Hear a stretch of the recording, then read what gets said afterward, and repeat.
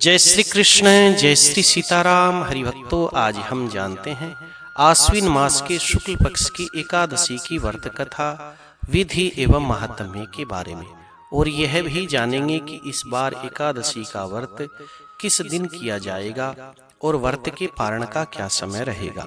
हरिभक्तों, पाप रूपी हाथी को व्रत के पुण्य रूपी अंकुश से भेदने के कारण ही आश्विन मास के शुक्ल पक्ष की इस एकादशी का नाम पाप अंकुशा एकादशी है। इस दिन पद्मनाभ भगवान श्री विष्णु की भक्ति भाव से पूजा करके संध्या वंदन सेवा पूजा करने वाले उत्तम ब्राह्मणों को दान दक्षिणा देनी चाहिए।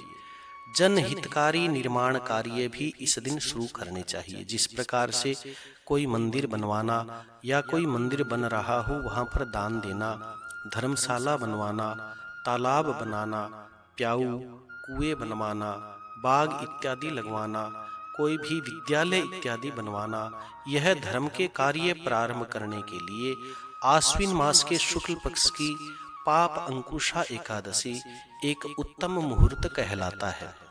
हरिभक्तों, इस बार आश्विन मास के शुक्ल पक्ष की पाप अंकुशा एकादशी का व्रत 3 अक्टूबर 2025 शुक्रवार के दिन किया जाएगा। पाप अंकुशा एकादशी के व्रत का पारण अगले दिन 4 अक्टूबर 2025 शनिवार को होगा। पारण का समय रहेगा प्रातःकाल 9 बजे से लेकर के दोपहर 2:25 तक। आइए कथा के बारे में जानते हैं। धर्मराज युधिष्ठिर भगवान से आदर पूर्वक पूछते हैं कि हे प्रभु, अब आश्विन मास के शुक्ल पक्ष की एकादशी के विषय में बताइए। आश्विन मास के शुक्ल पक्ष की एकादशी का क्या नाम है? अब कृपा करके इसके व्रत की विधि और उसका फल मुझे बताइए। तब श्री भगवान कहते हैं कि हे धर्मराज, समस्त पापों को नाश करने वाली इस एकादशी का नाम पाप अंकुशा एकादशी है। इस दिन मनुष्य को विधि पूर्वक भगवान पद्मनाभ की पूजा करनी चाहिए। यह एकादशी मनुष्यों को मन वांछित फल देकर के स्वर्ग प्राप्त करवाने वाली है। मनुष्य को बहुत दिनों तक कठोर तपस्या करने से जो फल प्राप्त होता है, वही फल भगवान श्री नारायण गरुड़ ध्वज को नमस्कार करने मात्र से प्राप्त हो जाता है। जो मनुष्य अज्ञानतावश अनेक प्रकार के पाप करते हैं परंतु नित्य भगवान श्री हरि को नमस्कार करते हैं, वे नरक में नहीं जाते। भगवान श्री नारायण विष्णु के नाम कीर्तन मात्र से संसार के सब तीर्थों का पुण्य फल मिल जाता है। जो मनुष्य भक्तवत्सल भगवान श्री नारायण की शरण में रहते हैं उनको कभी भी यम यातना नहीं भोगनी पड़ती। जो मनुष्य वैष्णव होकर के अर्थात भगवान श्री विष्णु के भक्त होकर के भगवान शिव की निंदा करते हैं और जो भगवान शिव के भक्त होकर के भगवान नारायण विष्णु की निंदा करते हैं, वे अवश्य ही नरकवासी होते हैं अर्थात नरक को जाते हैं। हजारों वाजपेय और अश्वमेध यज्ञ करने से जो फल प्राप्त होता है, वही फल एकादशी के व्रत के 16वें भाग के बराबर नहीं होता। संसार में एकादशी के व्रत के बराबर, हे धर्मराज, कोई भी व्रत नहीं होता। परंतु इस पाप अंकुशा एकादशी के समान पवित्र तो तीनों लोकों में कुछ भी नहीं है।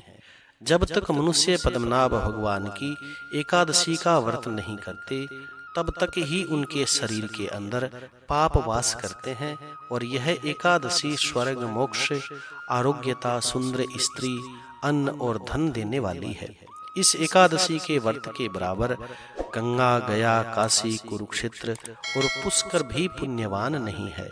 इस एकादशी का व्रत जागरण करने से मनुष्य भगवान श्री नारायण विष्णु के पद को प्राप्त करते हैं। श्री भगवान कहते हैं कि हे धर्मराज, आश्विन मास के शुक्ल पक्ष की पाप अंकुशा एकादशी का व्रत करने वाले की 10 पीढ़ी माता के पक्ष की, 10 पीढ़ी पिता के पक्ष की और 10 पीढ़ी मित्र के पक्ष की का उद्धार हो जाता है। वे स्वयं भी दिव्य शरीर धारण करके, चतुर्भुज रूप धारण करके, पीतांबर पहन करके, हाथ में माला लेकर के गरुड़ जी पर सवार होकर के भगवान श्री नारायण विष्णु के लोक को जाते हैं। हे धर्मराज, इस व्रत को करने से पापी मनुष्य भी दुर्गति को प्राप्त न होकर के सदगति को प्राप्त होता है। आश्विन मास के शुक्ल पक्ष की इस पाप अंकुशा एकादशी का जो व्रत करते हैं वे अंत समय में हरि लोक को प्राप्त होते हैं तथा समस्त पापों से मुक्त हो जाते हैं। हे धर्मराज, सोना, तिल, भूमि, गाय, अन्न, जल, छतरी तथा जूता दान करने से मनुष्य यमराज के यहाँ नहीं जाता, यमराज को, यमदूत को नहीं देखता। जो मनुष्य पुण्य कर्म और एकादशी के व्रत को किए बिना बिता देते हैं, व्यतीत कर देते हैं, वह लोहार की भट्टी की तरह श्वास लेता हुआ निर्जीव के समान ही माना जाता है। हे धर्मराज, निर्धन मनुष्यों को भी अपनी शक्ति के अनुसार इस दिन दान अवश्य करना चाहिए।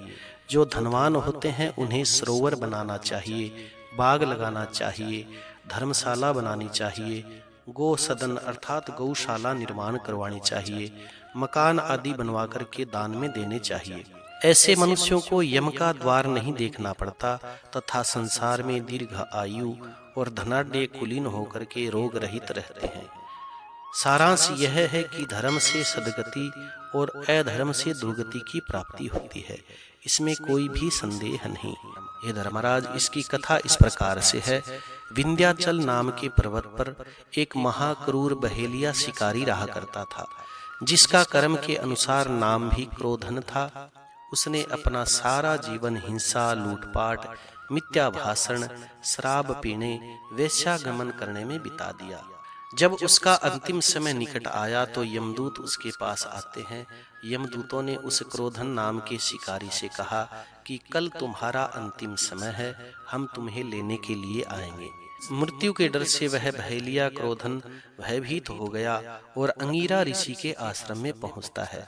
उसने ऋषि से अपनी रक्षा के लिए विनती करी, प्रार्थना करी, तो उस पर अंगिरा ऋषि को दया आ गई। उन्होंने आश्विन मास के शुक्ल पक्ष की पाप अंकुशा एकादशी के व्रत का विधान बताया और भगवान श्री नारायण विष्णु की पूजा का विधान बताया। हे धर्मराज, संयोग से उसी दिन पाप अंकुशा एकादशी का व्रत था। क्रोधन ने अंगिरा ऋषि के कहे अनुसार भगवान श्री पद्मनाभ का विधिवत पूजन किया और पाप अंकुशा एकादशी का व्रत किया। उसी पाप अंकुशा एकादशी के व्रत के प्रभाव से क्रोधन नाम का वह बहेलिया भगवान श्री नारायण के धाम को जाता है। उधर से यमदूत हाथ मलते हुए रह जाते हैं। श्री भगवान कहते हैं कि हे धर्मराज, आपने मेरे से जो पूछा था वह मैंने आपको बता दिया, और अब क्या बताऊं। इस एकादशी की कथा सुनने से भी अश्वमेध यज्ञ के फल की प्राप्ति होती है। अश्वमेध सहस्राणि वाजपेय शतानि च एकादशीम कथा श्रुत्वा श्रोता फलवाग भवेत। अर्थात 100 अश्वमेध यज्ञ करने से 1000 वाजपेय यज्ञ करने और कराने से जिस फल की प्राप्ति होती है, वही फल इस एकादशी की कथा सुनने मात्र से प्राप्त हो जाता है। जय श्री कृष्णा। कथा सुनकर के कथा को लाइक करें, शेयर करें और कमेंट में भगवान का मंगलमय नाम अवश्य लिखें। जो लोग इस चैनल पर नए हैं वो चैनल को सब्सक्राइब करें ताकि और आने वाली व्रत कथा, विधि, महात्म्य आपको प्राप्त होते रहें। जय श्री कृष्णा, जय श्री सीताराम।